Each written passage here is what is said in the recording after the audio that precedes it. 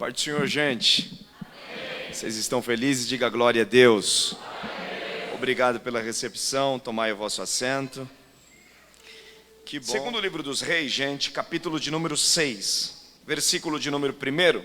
E os filhos dos profetas disseram a Eliseu: eis que agora o lugar onde habitamos contigo é demasiadamente apertado para nós. Vamos, nós te rogamos até o Jordão, e de lá tome cada um uma viga, e façamos ali um lugar onde nós possamos habitar. E respondeu Eliseu: ide vós. E um disse: se contente rogo-te, e vai com os teus servos. E ele respondeu: eu irei. Repita comigo, diga: eu irei. Assim ele foi com eles, e quando eles chegaram até o Jordão, cortaram madeira. Porém, enquanto um deles estava derrubando o tronco, a lâmina do machado caiu dentro da água. E ele gritou e disse: ai, mestre, isto era emprestado. E o homem de Deus disse: onde ele caiu? E ele lhe mostrou o lugar. E ele arrancou um galho e o lançou ali dentro, e o ferro flutuou. Amém.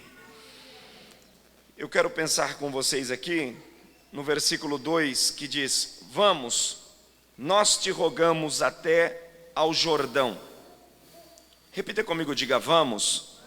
Diga forte: vamos. Nós te rogamos até ao Jordão. Diga: fazendo a diferença em tempos de crise. Diga de novo, diga: fazendo a diferença em tempos de crise. Se você puder, levante as duas mãos bem alto, mais alto que você puder. Diga: Deus, eu quero ouvir aquilo que preciso e não o que quero.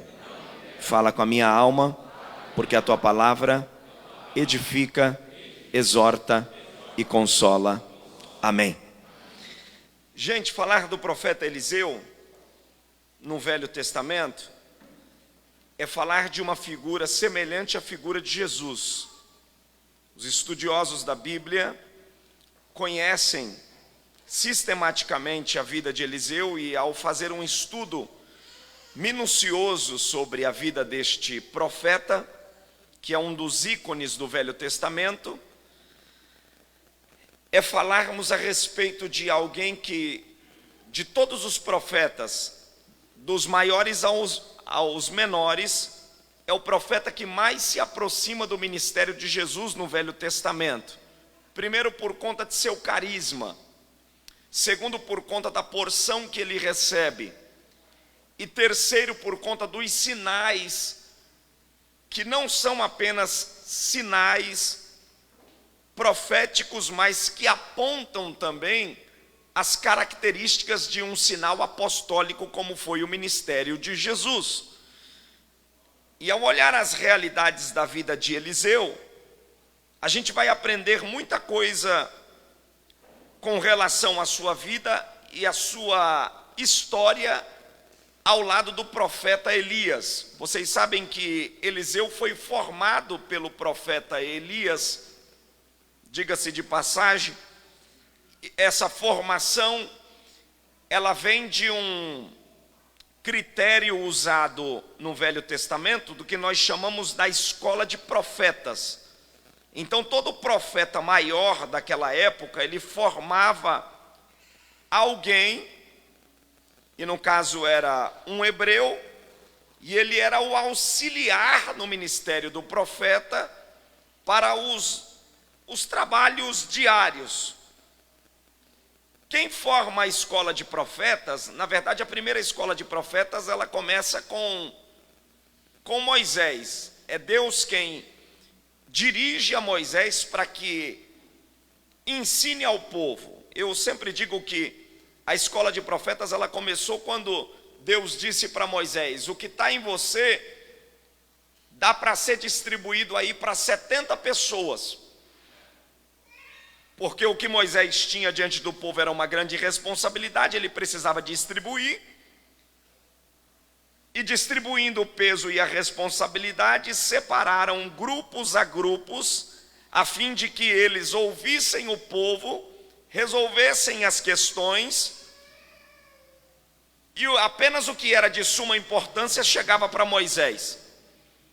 Então isso foi distribuído do Espírito que estava em Moisés para 70 homens, e depois Deus vai exortando a Moisés como fazer este povo aprender a lei de Deus, porque a lei de Deus ela era muito falada, ela era muito escrita e ela era muito ouvida entre os filhos de Israel.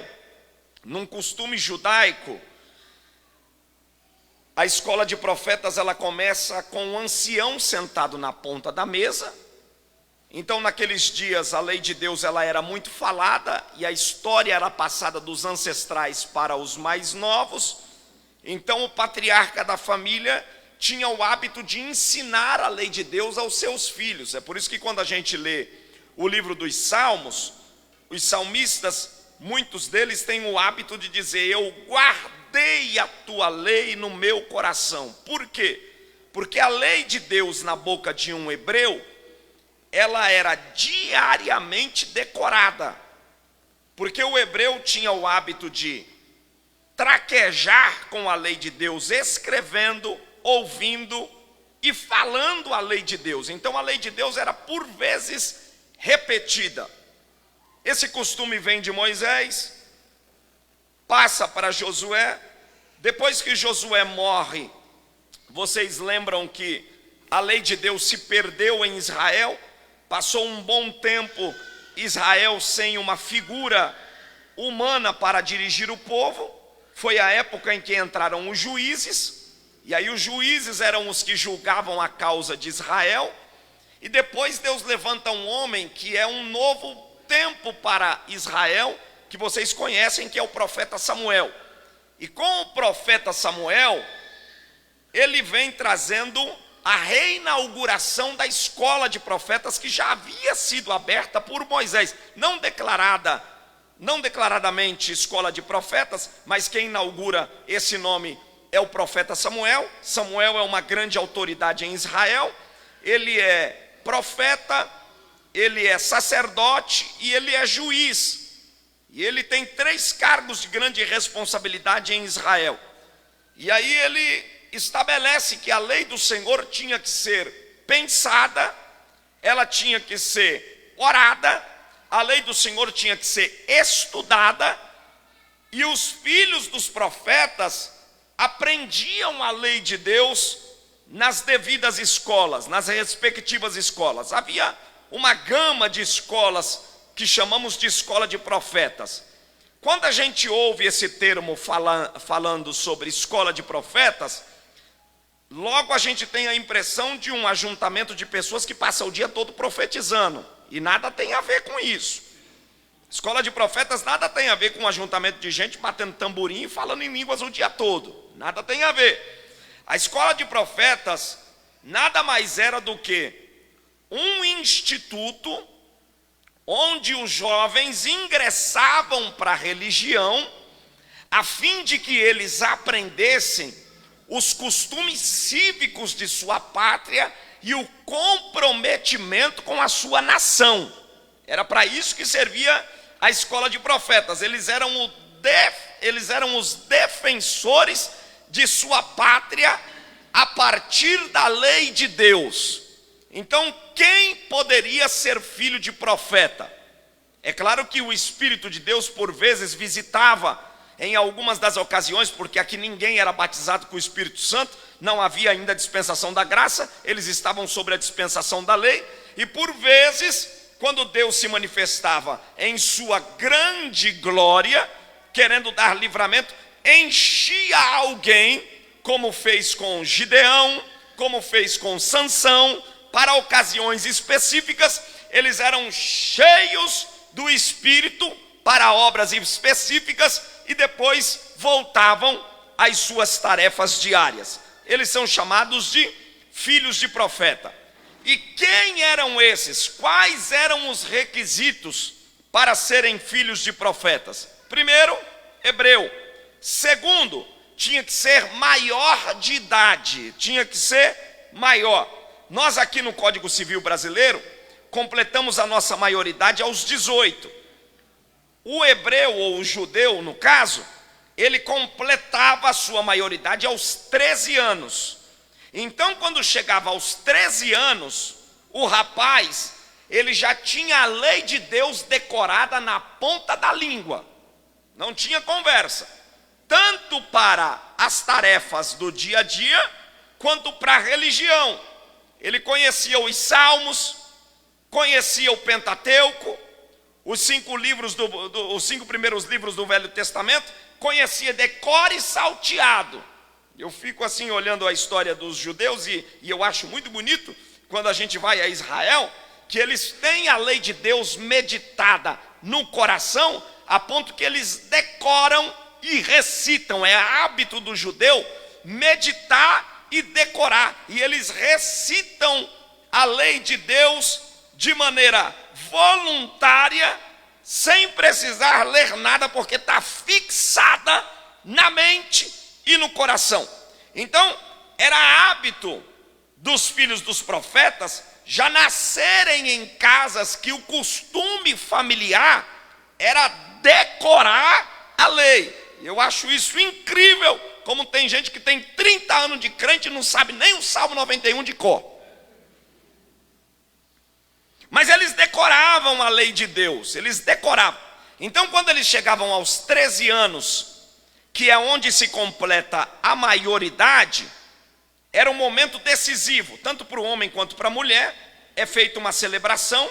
Em Israel se faz muitas celebrações, e dentre as celebrações que é feita, a celebração da maioridade é feita com o rabino da sinagoga, é feita com a família, os pais, tanto para o moço quanto para a moça, bar mitzvah e mitzvah, que é feito aonde dá a esse indivíduo a liberdade de ser quem ele quer ser na sociedade.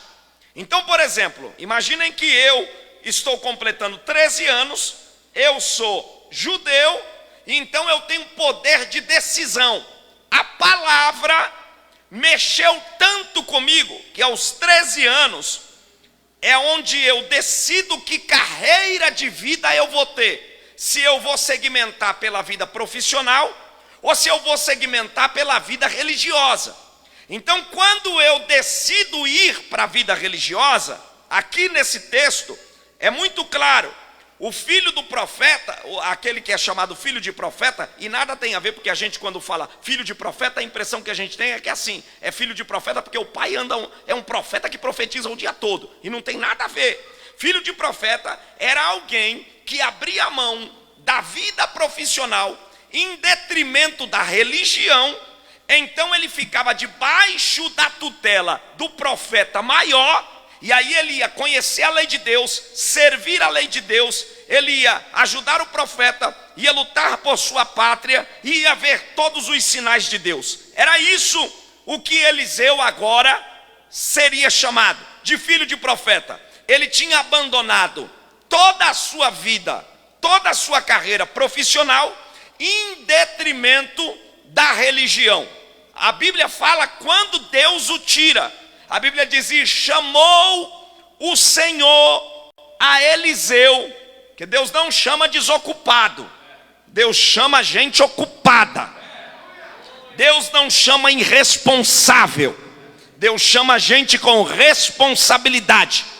Não era por falta de profissão.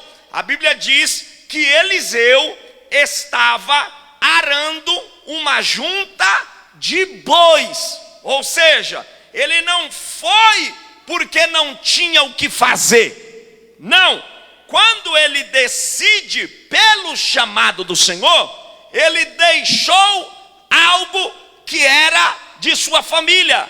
A família dele arava bois, mas o Senhor o arrancou de trás da junta de bois e o fez servo do profeta Elias. Olha só, não há quem largue algo terreno em detrimento de algo celestial que ganhe nessa vida 100 por 1, porque Jesus disse: aquele que me seguir aqui nessa vida terá 100 por 1 e no final vida eterna.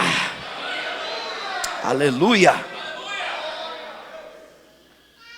Então você abrir mão do seu sábado para tantas outras tarefas e vir para cá, você está colocando Deus como prioridade.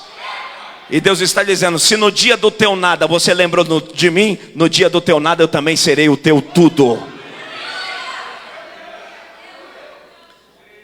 Então preste bem atenção. Eliseu agora é chamado filho de profeta, e ele sai detrás da junta de bois, e agora vai acompanhar o profeta. Eliseu sai detrás da junta de bois e vai acompanhar o profeta Elias. Elias vai formar o profeta Eliseu. Porém, na cabeça de Elias, Eliseu nada mais, nada menos vai ser do que aquele que carrega o bordão,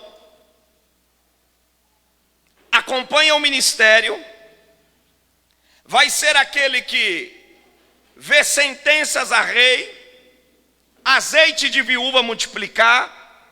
Só que aquilo estava tão intrínseco em sua alma que ele desejou para si. Porque não é pecado desejar, não é pecado querer sair da estagnação, porque tem gente que não sai da estagnação.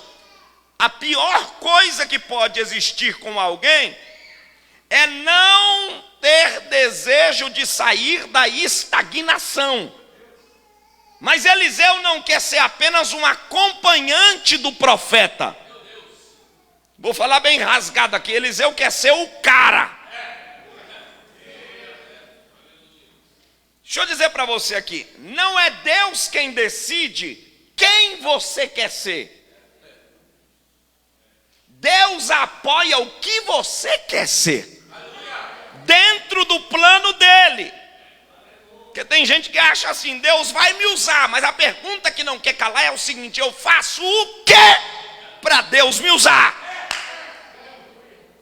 Porque se tu não ora, Deus não vai te usar. Se você não se prepara, Deus não vai te usar. Se você não dá abertura, Deus não vai te usar. Não é conto de fada, precisa ser trabalho. E no reino de Deus, a vida é exatamente assim. Sucesso só vem antes do trabalho. No dicionário, na vida real, tem que ralar muito.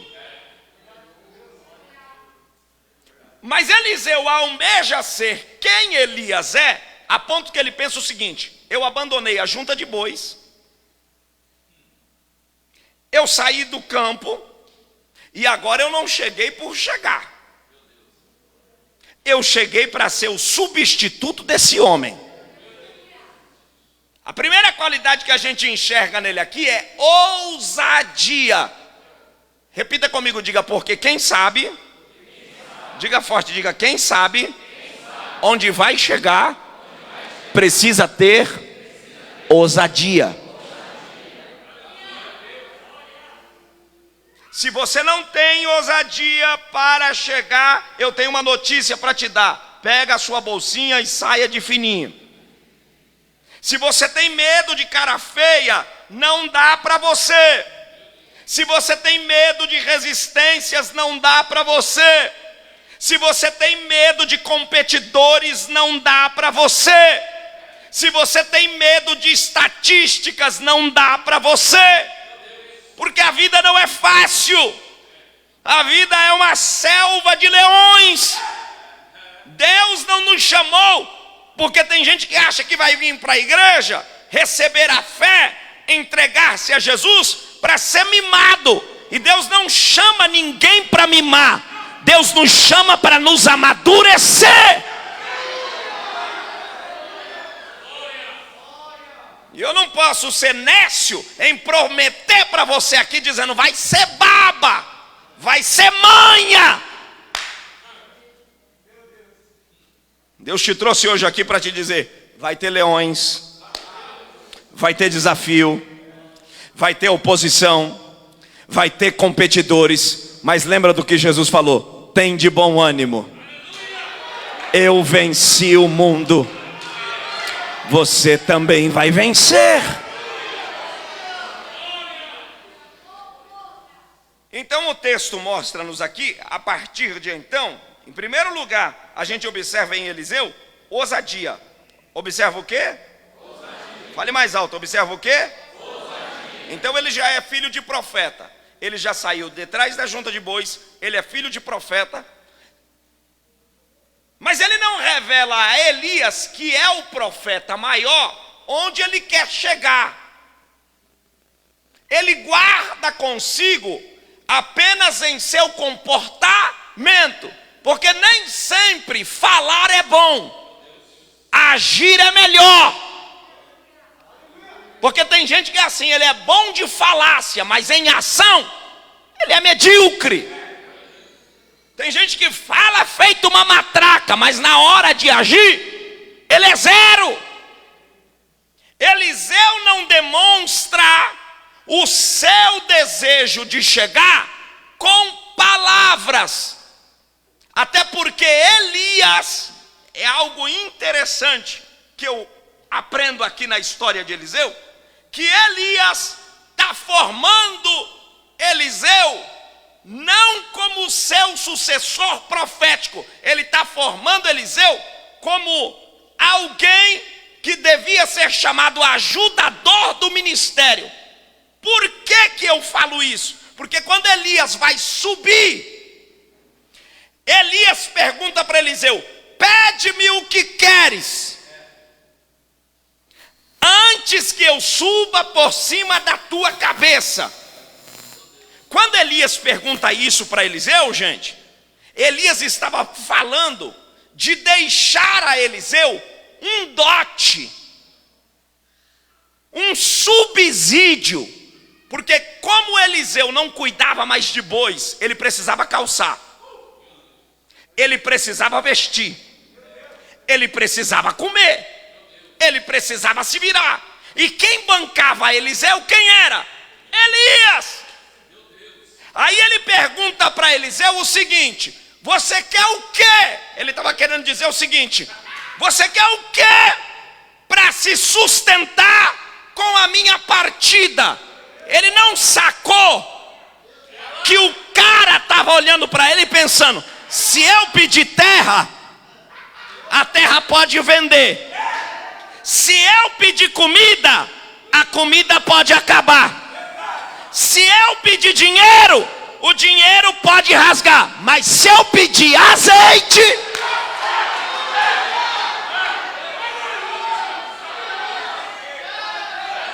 porque a comida não traz azeite, mas o azeite traz comida.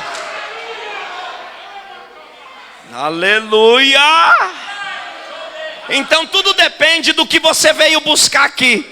Se você veio buscar a casa, Deus pode até te dar, mas se você veio buscar azeite, o azeite traz a casa.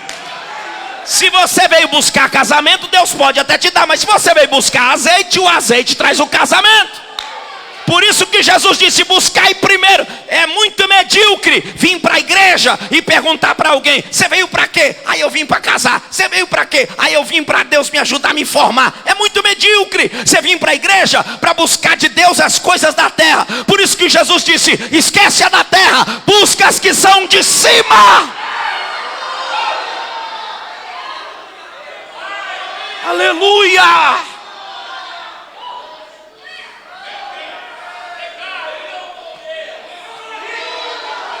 Oh, glória a Deus!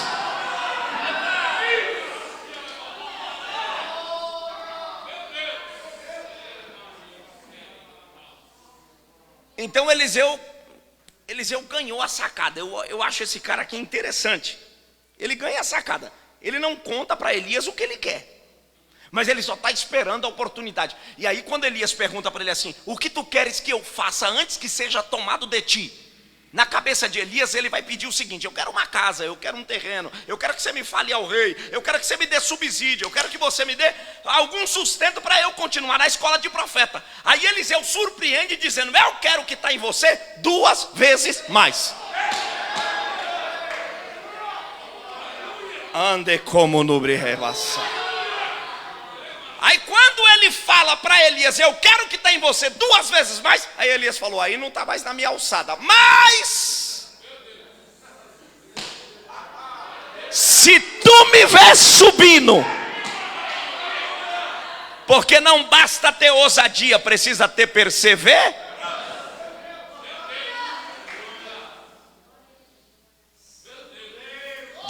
Diga para quem está do seu lado aí, diga, não basta ser ousado, é necessário ser perseverante.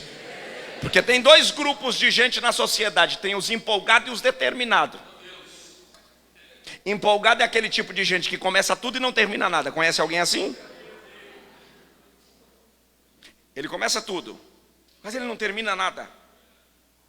Ele é empolgado. Quando as pessoas favorecem a ele alguma coisa, ele chega. Mas no primeiro obstáculo, ele recua. Mas os determinados, independente do que estiver à sua volta, nas circunstâncias, ele está obstinado a ir. E desculpe a franqueza, mas eu quero acreditar que eu não estou pregando para frouxo empolgado aqui. Eu estou pregando para quem está obstinado pela causa de Cristo, pelos propósitos de Deus, pelo sonho que Deus plantou ao teu coração. Deus está dizendo para você esta noite, e você precisa receber pelo menos 2 lições. A primeira lição é ser ousado. Ei, porque quando você é ousado, você não está preocupado com o seu nível social. Você não está preocupado com o tamanho de sua influência, e nem pelas pessoas que batem as suas costas para te apoiar. Você é ousado, você entra, levanta, reage, e quando você é perseverante, você está destemido a terminar aquilo que começou. Te diz o Senhor aqui nessa noite, por esta palavra: se você começou comigo na ousadia da palavra, diz o Senhor, eu irei no teu projeto até o final.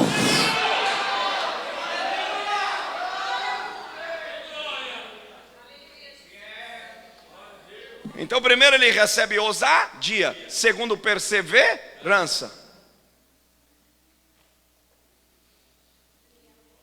Aí Elias olha para ele, olhe para cá. Elias olha para ele e diz assim: se me vires, é condicional. Se me vires, se você, porque tem gente na igreja que não vê nada. É incrível. Não vê nada. O cara não vê nada. Mas Elias impõe. Elias diz assim para ele: se me vires. Elias não disse para ele: olha, eu vou te cutucar quando a carruagem estiver passando, eu vou te avisar. Não, irmão. Você tem que ver. Tudo é como você decidiu ver. E deixa eu dizer para vocês aqui, os filhos dos profetas, eles eram ensinados. A tradição conta, eu estava lendo sobre um rabino esses dias, e eu achei muito tremendo a formação da escola de profetas naqueles dias. Você sabe o que era o diploma da escola de profetas naqueles dias? Eu pensei que era um rolo de pergaminho, escrito o nome do cara. Alguns historiadores dizem que o diploma da escola de profetas daqueles dias, dos rapazes que se formavam, era uma botija de azeite. Que loucura! Uma botija de azeite dada na mão do cara. Pra quê?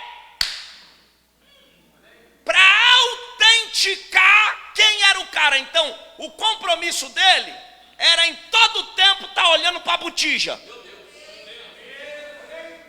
Alguém dizia para ele: você é formado aonde? Na escola de profeta. Ele: cadê o teu diploma? Ele mostrava a botija. fato é, não sei se vocês lembram do texto, que a Bíblia diz que já tinha um cara formado na escola de profetas e ele era casado. O nome dele é Obadias. E a Bíblia diz que ele morreu, contraiu dívida, e aí quando ele morre, a mulher dele vai lá, porque mesmo depois dele morto, casado, quem é que tinha que dar a pensão para a família? O profeta, porque ele era funcionário de quem? Do profeta. E se vocês não sabem, naqueles dias, azeite em Israel era altissimamente caro, era um dos maiores produtos, era o produto mais relevante na época em Israel. Então o profeta dava para o formando uma botija de azeite. Esse cara formou, casou e morreu. Aí a mulher vai ao profeta e diz assim: meu marido, teu servo, morreu. E os credores foram em casa para quê? Para cobrar a dívida. Aí ele diz assim: me fala o que tu tem em casa. Aí ela disse assim: meu marido, teu servo, não deixou nada a não ser o diploma. Ei, ele estava querendo dizer o seguinte: ei, não deixou dinheiro? Não deixou aposentadoria? Não. Deixou unção? Deixou tudo.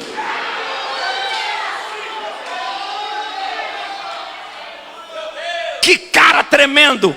Morreu endividado, mas não negociou o ministério. Porque tem gente que é assim, ele não vê a oportunidade de arrumar alguma coisa para negociar o que recebeu. Ele não. A Bíblia diz que o profeta olhou e disse: então vai para a tua casa, você está rica, você não sabe o que está em casa, vende, porque o que está lá vai dar para você comer, beber, negociar e ainda vai sobrar.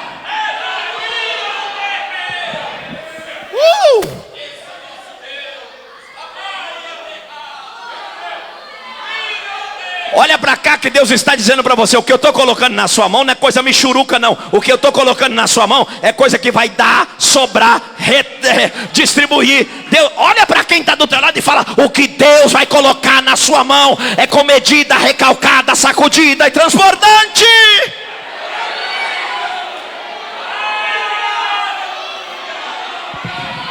Oh glória, oh glória, oh glória, oh glória. Se você puder, profetiza para quem está do teu lado, diga para ele, diga: o céu não vai te deixar na mão. Diga aí para ele, diga, o que Deus vai te dar não vai te deixar pela metade. Deus está, oh glória, eu estou sentindo uma unção de Deus aqui nessa noite. Deus está dizendo para você: porque você escolheu a minha botija, porque você escolheu a minha unção, eu serei o teu tudo.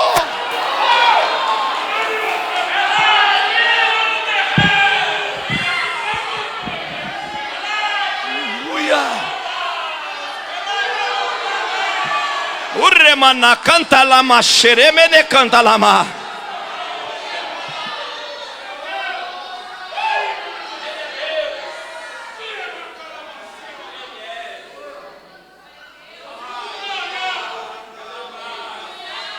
Escute. Diga comigo, diga: porque tudo. Tá fraco, diga forte, diga: porque tudo está relacionado ao que eu decidi ver.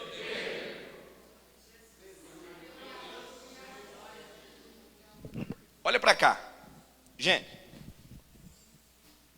tremendo isso. Olha para cá. Nem todo mundo que está na igreja vê. Nem todo mundo lá da sua empresa, da sua companhia, vai ver. Porque visão é uma questão de decisão. Pronto. Olha para cá. Preste bem atenção. A Bíblia diz que Elias olha para ele e fala assim: se me vires. Se o quê? Fale alto. Se me Mais à frente, Eliseu encontra os seus pares, os outros filhos de profeta, que são da mesma formação que Eliseu. E qual é a pergunta dos caras para Eliseu? Tu sabe, ó, a pergunta dos caras. Tu sabes que o teu Senhor serás tomado por cima da tua cabeça hoje? Eles estavam querendo dizer o seguinte: a gente está pedindo as contas hoje, você ainda vai continuar com ele? Meu Deus. Jesus, meu Deus. Porque os meninos estão falando para Eliseu mais ou menos o seguinte: ei, comida agora acabou, veste agora acabou, escola de... O cara vai subir, a carruagem vai passar, tu vai comer o quê? Vai beber o quê? Aí Eliseu, como já tinha decidido ver, não conta, porque eles não vão entender, porque a visão que foi dada a você não pode ser compartilhada a quem não viu.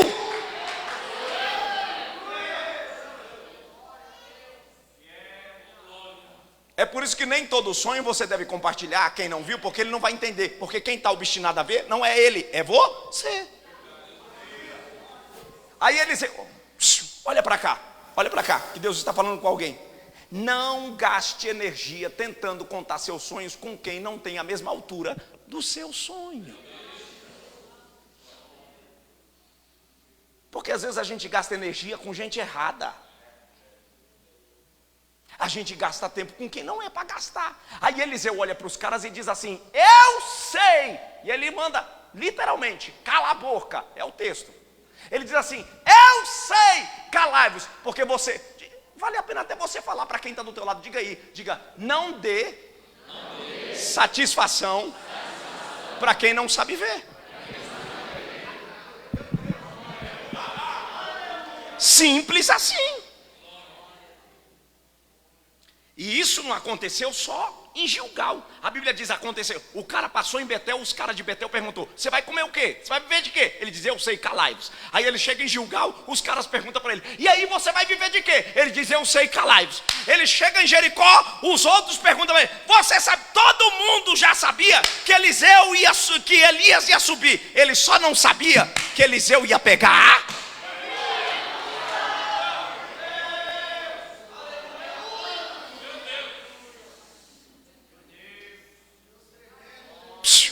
Porque enquanto você está apenas vendo, ninguém acredita no que você projetou.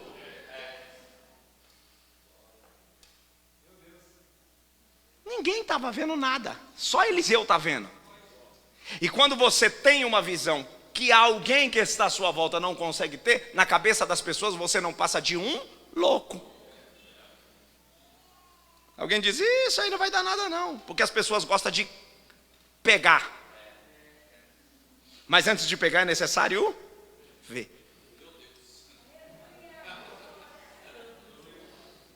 Quando a Bíblia diz que eles atravessaram o Jordão, olhe para cá, atravessaram o Jordão, e está todo mundo do outro lado sabendo que para atravessar o Jordão precisava da capa, porque a capa era uma autoridade que o profeta tinha.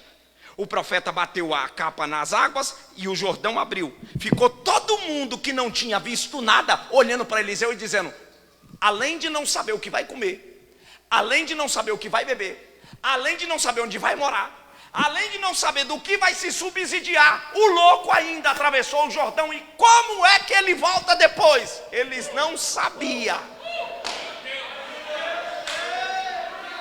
A Bíblia diz: e foi! E atravessou, e está todo mundo do outro lado olhando para ver o profeta subir e Eliseu voltar, como dizem, uma mão atrás e outra na frente. Mas quando o fenômeno aconteceu, que Eliseu pegou a capa e que o Jordão fez shhh.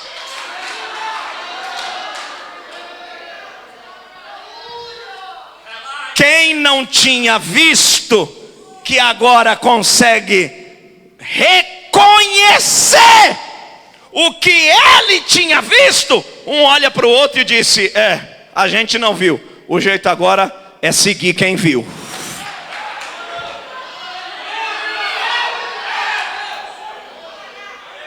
Oh glória, oh glória. Deus está dizendo: até quem duvidou de você vai começar a admirar. Oh, recebe essa palavra, recebe essa palavra, recebe essa palavra essa noite. E aí a gente chega aqui no capítulo de número 6, que a gente leu.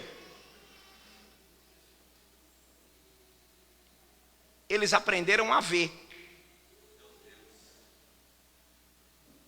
Eles aprenderam a ver. E o capítulo 6 nada é do que o reflexo de quem foi Eliseu com Elias. Então os caras aqui estão pensando o seguinte: nós estamos com quem? Pegou a capa do cara que subiu.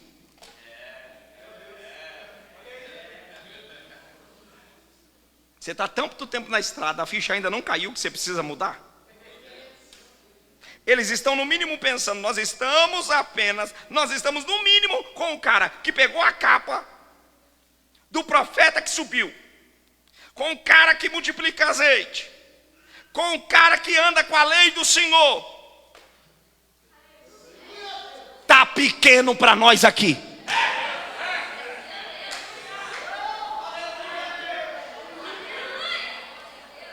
Oh glória,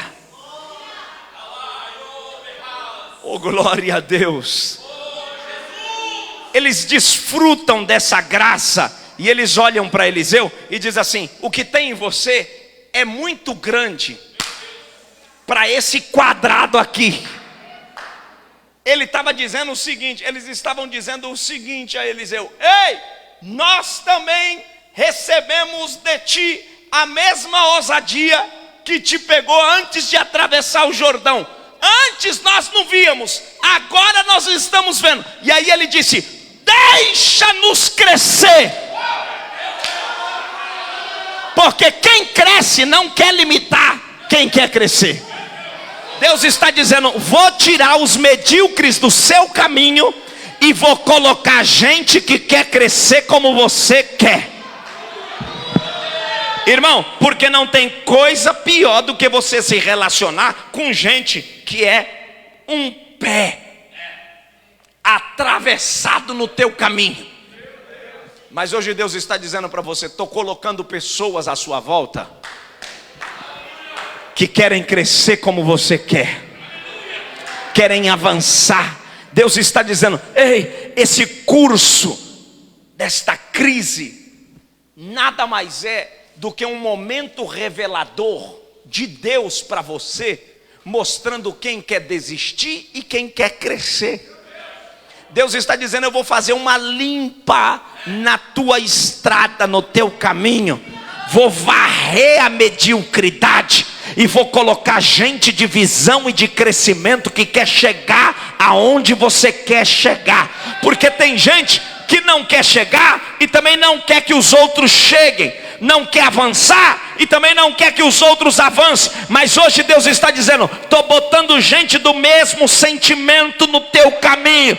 E o Senhor está dizendo para você: fica tranquilo, porque eu irei alargar as tendas, alargarei a tua tenda.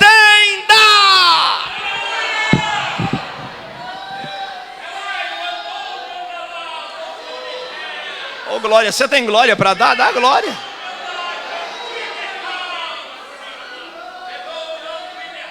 Aleluia, aleluia. Oh glória a Deus, oh glória a Deus. A palavra está tomando proporção aqui, e Deus me dá autoridade para profetizar. E quem quiser receber, recebe. Quem não quiser, deixa que eu levo para casa. Deus está dizendo para você: ninguém vai segurar o meu projeto na tua vida. Deus está dizendo: o teu sonho não é apenas teu, o teu sonho é meu. E Deus está dizendo: eu te trouxe aqui para dar o aval. Deus está dizendo: você quer? Eu já queria bem antes. Você sonhou? Eu sonhei bem antes. Deus está dizendo para você: se prepara, porque sonhar é com você, alargar a tenda é comigo.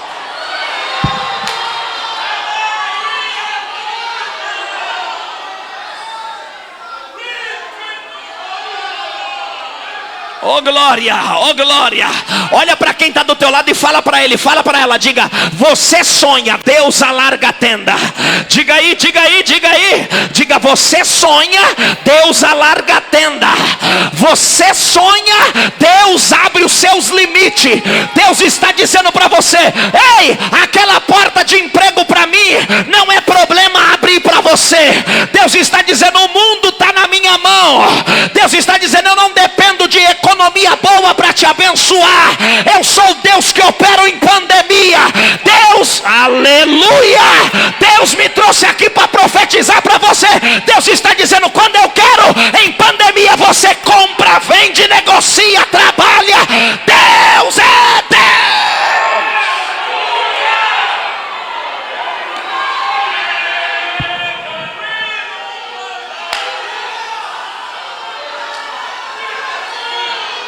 Eu estou sentindo que as portas estão sendo alargadas.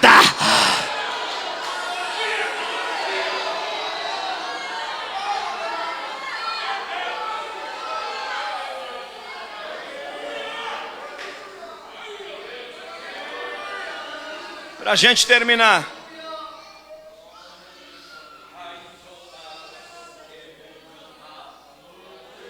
aleluia, aleluia, aleluia. Tá ficando bom aqui, aleluia.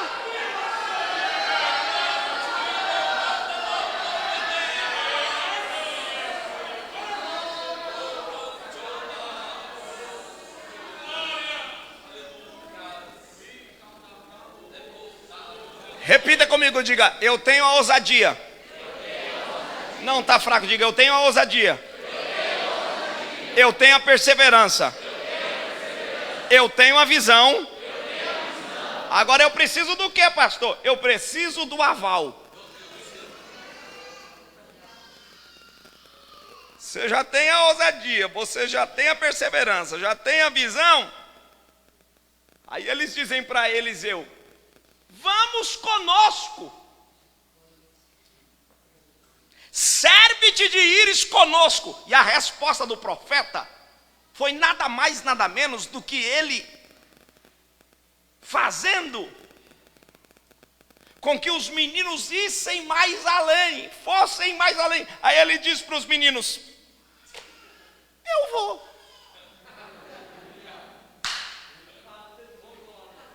Se você quiser crer, crê. Se não quiser, deixa que eu creio. O Senhor está falando para você: para o teu projeto hoje, a minha palavra é: eu irei.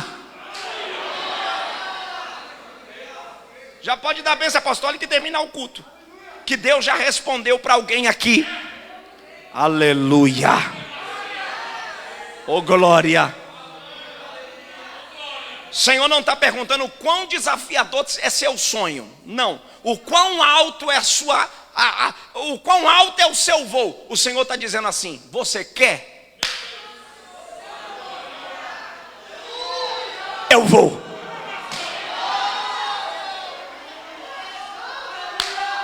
Olha para quem está do seu lado e diga para ele, diga para ela, diga: o que importa é Deus ir. Diga aí, diga aí, diga aí, diga aí. Diga, o que importa é Deus ir. Diga: e se Deus vai, pouco importa com quem fica. Glória, eu estou sentindo Deus aqui nessa noite.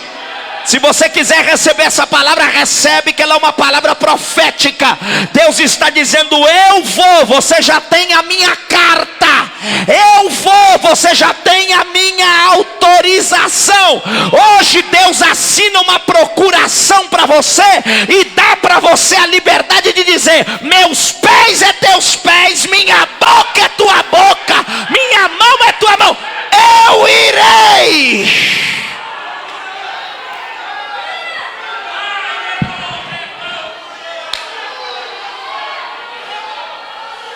Olha para quem está do teu lado e pergunta para ele, diga: vai ficar olhando aí com medo ou vai avançar? Diga aí, diga, vai ficar esperando a pandemia terminar ou vai partir para a guerra? Ei, você vai ficar esperando a pandemia terminar para mandar o currículo? Faz teu currículo hoje, manda amanhã. O Senhor está dizendo: ei, em pandemia eu abro porta. Deus está dizendo: você está esperando terminar a pandemia para negociar? Negocia, porque o dinheiro está na minha mão, a quantia está na minha mão. Eu sou.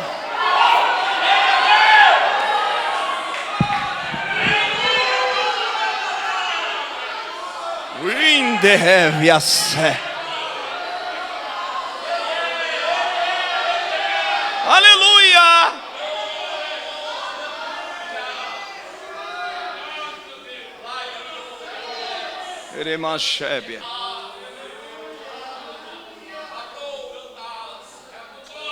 Ouça essa palavra, que é uma promessa de Deus.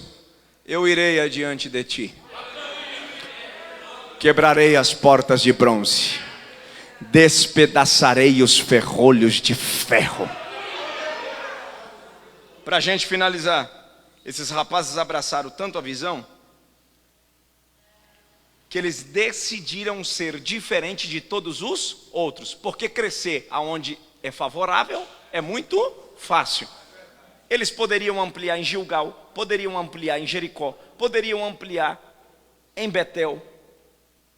Mas quando eu tenho ousadia, perseverança, visão e aval, eu não quero fazer o que os outros fizeram. Eu quero ser ícone. Deus está dizendo: você não foi chamado para repetir história, você foi chamado para fazer história.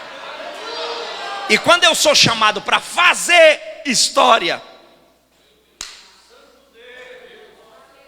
eu quero ir para onde ninguém foi.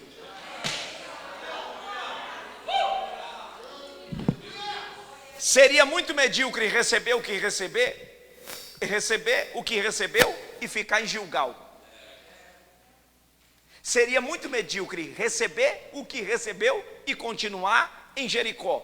Mas eles olham, e eu devo dizer para vocês que Eliseu só decidiu ir porque eles falaram a Eliseu o desafio de ir para o Jordão, lugar aonde ninguém havia construído. Quando eles dizem para Eliseu: vamos ao Jordão, eles estavam falando de um lugar tipicamente oposto de todas as outras escolas de profeta, porque ninguém aqui havia ousado ir construir no Jordão. Primeiro, porque o Jordão era terreno acidentado. Segundo, porque precisava de muitas madeiras, porque a construção não começava para cima. A construção primeiro começava nas estacas. E a Bíblia diz que foram e pegaram madeira e firmaram a terra, porque eles não estavam crescendo primeiro para cima, porque é muito fácil crescer para cima, mas o difícil é crescer para baixo. Porque quando a gente está crescendo para baixo, a impressão é que não vai sair nada. E Deus está dizendo: eu estou firmando em você fundação. Esse prédio aqui tem quantos andares? 3 andares. Mas não começou do chão. Para subir essas estacas, primeiro tem que ter uma fundação. O Senhor está dizendo: eu não posso colocar um peso sobre os teus ombros se a sua estrutura não estiver boa. Eu não posso colocar peso de glória sobre os seus ombros se você não tem alicerce. Oh glória, oh glória, Oremanahashai, oh glória a Deus. Eu já fui em grandes construções, e às vezes a impressão que a gente tem de grandes construções, quando está um pouco demorada, que a fundação é muito profunda, a gente diz: mas isso daí vai até onde? Vai até onde tiver a sustentação para dar a firmeza de levantar o prédio. E passa dias e dias e dias, e a gente olha e parece que nada está acontecendo, mas lá embaixo está robusto, está firme, está consistente. E depois que terminou a parte subterrânea, é só subir o prédio. É questão de dias. O mais difícil foi lá embaixo. Deus está dizendo para alguém: você já desceu até onde tinha que descer. O céu manda dizer: agora, bora subir.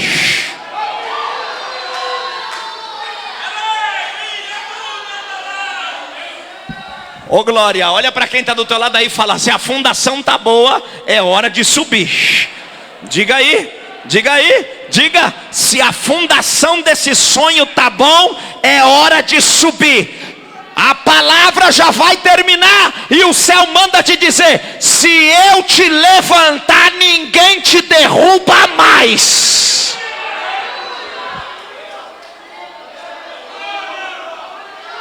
Eremana canta na choremene calamacia.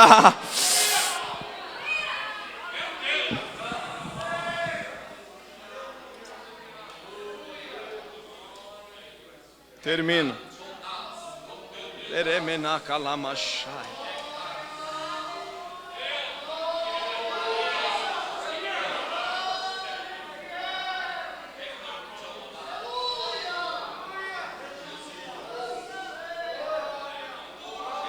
Aleluia. Aleluia.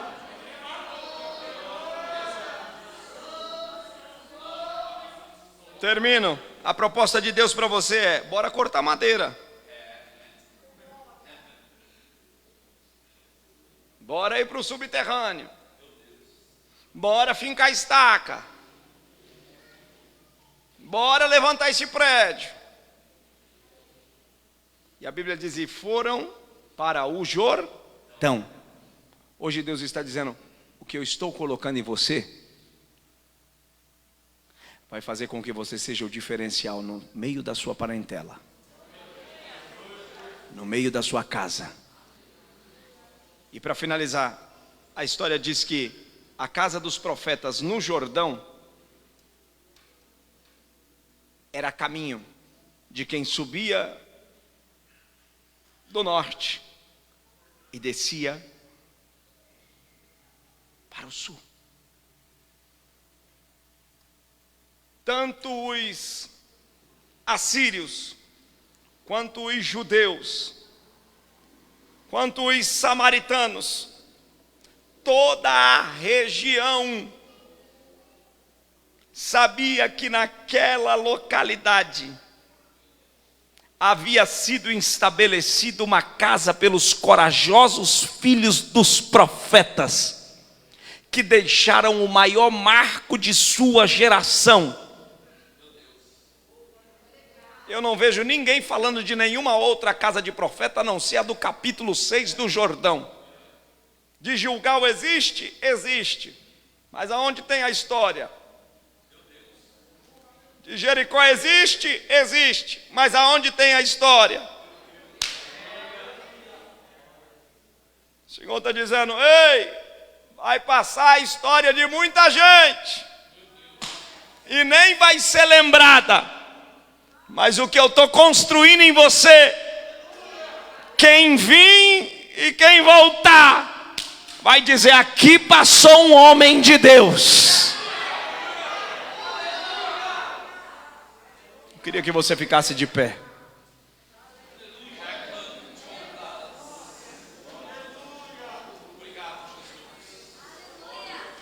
Saia daqui hoje impactado.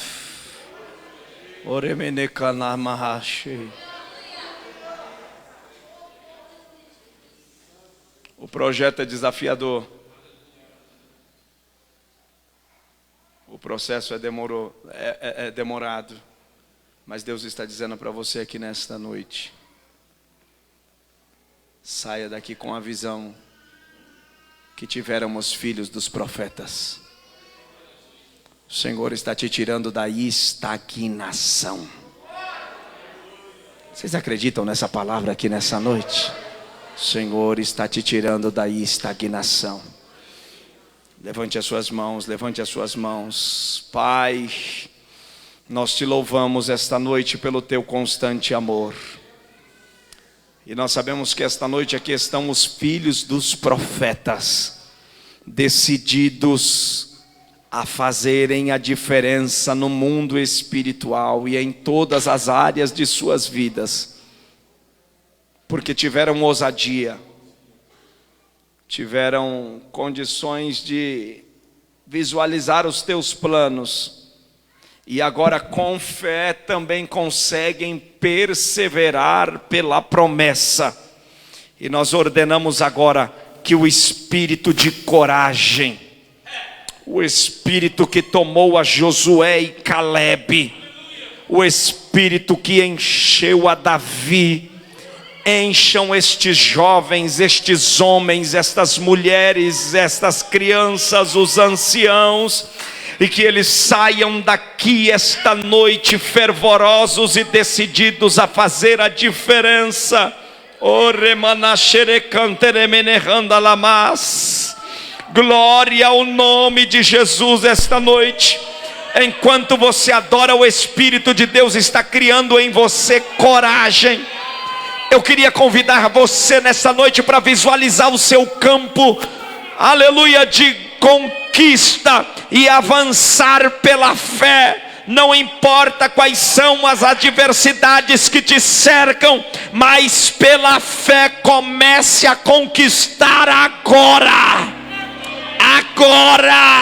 Agora pela fé.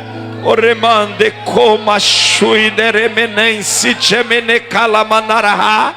Se você puder adorar, se você puder adorar, se você puder adorar. Você não pode tocar na pessoa que está do seu lado, mas você pode esta noite sentir a presença do Espírito que toca em você e diz para você essa noite: glória, é hora de você triunfar, é hora de você triunfar, é hora de você triunfar. Se você puder, adore a Deus por um minuto.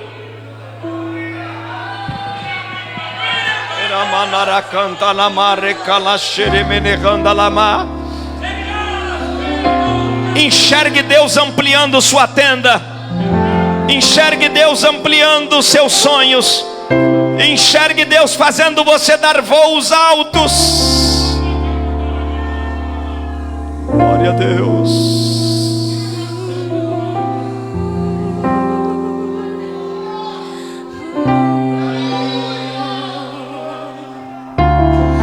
Posso até estar aflito, mas nunca derrotado. Eu posso até chorar, eu posso até sofrer, mas o amanhã virá e minha fé será recompensada.